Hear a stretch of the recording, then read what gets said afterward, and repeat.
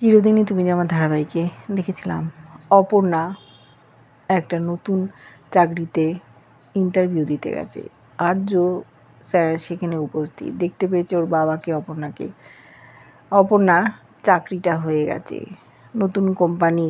তারা দেখেছে অপর্ণাকে টিভিতে, বুঝতে পেরেছে ভালো কাজ করে, পরের দিন থেকেই আসতে বলেছে। অপর্ণা আর ওর বাবা যখন বেরিয়ে যাচ্ছে আর্য স্যার সামনে, কিছু বলতে চায় অপর্ণাকে, কিন্তু বলতে পারছে না, ওর বাবা আছে।